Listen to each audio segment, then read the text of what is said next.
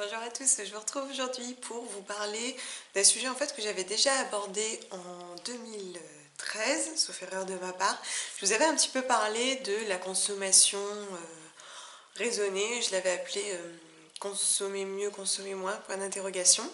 Et du coup je voulais vous en reparler parce que c'est vrai qu'on parle énormément de la consommation saine, éco-responsable, on parle aussi beaucoup de zéro déchet et voilà, je me suis aperçue que lorsque je l'évoque, que ce soit dans des posts sur les réseaux sociaux ou dans les vidéos, ça génère parfois des réflexions, notamment sur vous-même. Souvent, on me dit ah oui, moi je fais ça, j'aimerais vraiment faire ça, j'en suis là, mais j'aimerais aller un peu plus loin.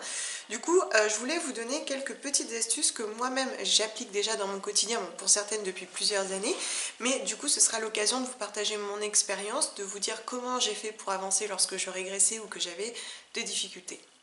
Alors, le premier conseil, la première chose qui me semble vraiment indispensable, l'essentiel, le numéro un, c'est l'indulgence. Soyez indulgent avec vous-même. Des fois, je vous trouve hyper dur avec vous-même dans les messages que vous laissez.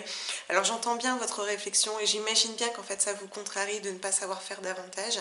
Mais je trouve que déjà, avoir cette réflexion, déjà, si vous discutez avec moi, c'est qu'à un moment donné, vous êtes tombé donc sur mes réseaux. Et pour tomber sur mes réseaux, c'est que vous avez tapé les mots-clés autour de consommer mieux, vie saine, bio, écolo, cosmétique, beauté, enfant, famille. Et je trouve que c'est déjà pas mal d'avoir cette démarche de vouloir vous informer. Déjà, moi, je vous félicite pour cette démarche. Peut-être que vous imaginez ne pas être à la hauteur, mais c'est déjà un premier pas. Un premier pas que tout le monde n'a pas fait forcément. Je trouve que c'est une première marche qui n'est pas facile à gravir, alors bravo, soyez indulgent avec vous-même. Indulgence. Et vous savez, depuis la vidéo que je vous ai publiée, j'ai énormément régressé. J'avais beaucoup avancé sur ma consommation matérielle et puis j'ai régressé tout simplement parce que, alors il y a beaucoup de facteurs, hein, mais voilà, nous sommes des êtres complets, entiers, mais aussi complexes et bien sûr on a des convictions.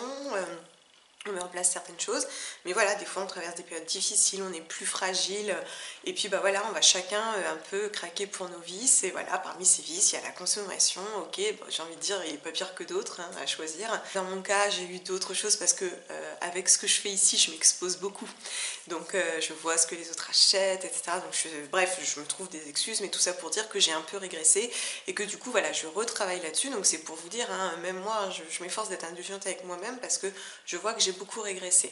Donc je dirais vraiment l'étape numéro un, ne vous torturez pas, soyez indulgent avec vous-même. Deuxième chose que je vais vous conseiller de faire, c'est de vous satisfaire. Alors là, je vous parle bien sûr de l'aspect matériel, mais se satisfaire, c'est vraiment une dimension importante de la vie dans son quotidien, et j'en parle énormément à mon mari. On en parle beaucoup, notamment lorsqu'on doute ou qu'on a des difficultés ou qu'on a envie de plus. Mon mari m'en a parlé récemment et je pense qu'il est primordial de se satisfaire. Alors se satisfaire, oui, mais comment? En prenant le temps, en se posant, en regardant autour de soi ce que l'on a déjà, ce que l'on a déjà construit, ce que l'on possède déjà, parce que la possession fait partie de notre société. Alors oui, on fait le constat de ce qu'on possède déjà, on travaille pour obtenir des choses, hein, on ne l'a pas eu comme ça en se réveillant un matin. Prenez le temps de vous satisfaire. Vous avez envie de nouvelles choses, vous avez besoin d'autre chose. Oui, mais regardez déjà ce que vous avez construit, ce qu'il y a autour de vous. Alors oui, ça s'approprie à plein de choses. Par exemple, donc pour le matériel, par exemple, un truc qui m'arrive souvent et qui arrive à pas mal de personnes que je connais de mon âge, c'est d'avoir envie d'une nouvelle cuisine. Alors on me dit, attends, je mets la barre haut parce qu'effectivement, une cuisine, c'est pas le petit truc que tu achètes comme ça un matin, quoi.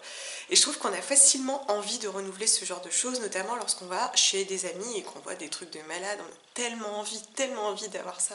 J'en parlais avec ma belle-mère, je dis, j'aimerais tellement avoir un îlot dans ma cuisine. Et bah du coup, je me suis dit, mais Audrey, pourquoi tu veux un îlot? Voilà, je m'interroge beaucoup sur moi-même. Pourquoi tu veux ça? Qu'est-ce que ça représente? Qu'est-ce que ça va t'apporter? Est-ce que ça apportera de la valeur à ton quotidien? Et la réponse en général est non, évidemment.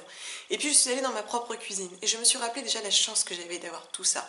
Que déjà, je suis loin d'être malheureuse, que je fais énormément de choses dans cette cuisine, que je partage énormément de moments dans cette cuisine parce que je l'ai pensé aussi autour de ma famille et il se passe exactement ce que j'avais prévu. Et vous savez, se satisfaire, je pense que c'est une étape importante, quelque chose d'indispensable dans le quotidien pour se sentir mieux.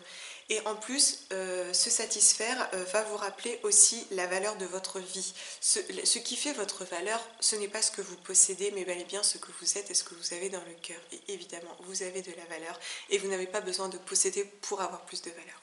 Ensuite, pour être un peu plus concrète, je vais vous donner deux autres conseils.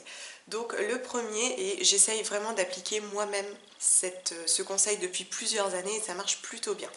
Donc je vais vous parler en fait des achats d'impulsion notamment.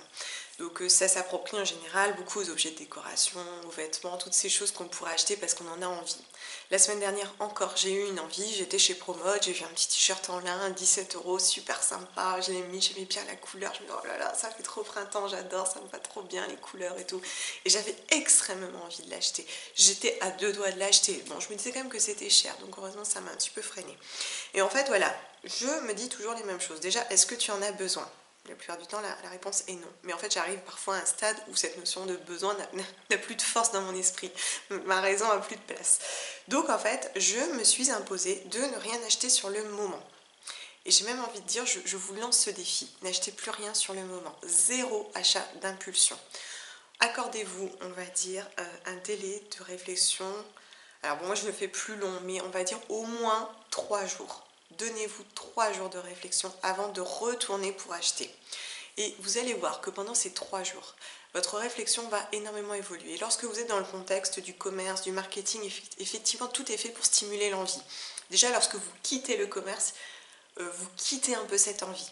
Vous rentrez chez vous, vous vous habillez, vous reprenez aussi du goût. Vous en profitez pour vous satisfaire. Et 3 jours après, vous vous redemandez est-ce que vraiment j'en ai besoin, est-ce que vraiment j'en ai envie. Peut-être que la réponse sera oui. Dans ces cas-là, allez-y, au moins vous aurez fait le challenge. Puis pour se faire plaisir, ça fait aussi partie de la vie. Mais je trouve que bannir les achats d'impulsion aide énormément.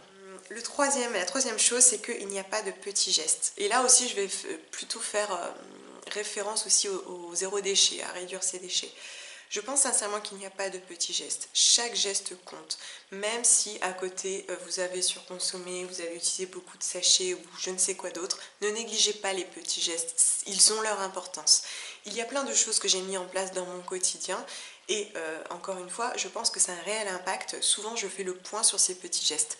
Dans tous ces petits gestes, vous allez voir que quand on y pense, si nous nous y mettons tous, l'impact serait assez conséquent. Comme par exemple mettre un stop pub par rapport au zéro déchet, un stop pub sur sa boîte aux lettres.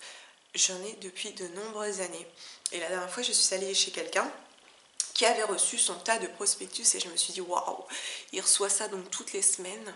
Je me dis mais c'est incroyable, c'est incroyable. Toutes ces années, je n'ai quasiment plus grand chose en fait dans ma boîte aux lettres. Voilà, on a quelques lettres par semaine, c'est tout. Et je me suis dit waouh, c'est extraordinaire, c'est fou ce que l'on reçoit comme masse de papier inutile. Et pourtant, ce petit geste, vous vous rendez compte l'impact qu'il a. Parmi les petits gestes, il y a aussi, lorsque vous allez tirer de l'argent au distributeur, refusez automatiquement le ticket. Ne générez pas le ticket. Quand ça a été généré, comme par exemple vous achetez dans un magasin, ça a été généré, que vous le preniez ou non, de toute façon le déchet a été créé. En revanche, lorsque vous êtes dans un distributeur, il ne sera donc pas imprimé, il ne sera pas créé. C'est aussi un petit geste qui a son importance.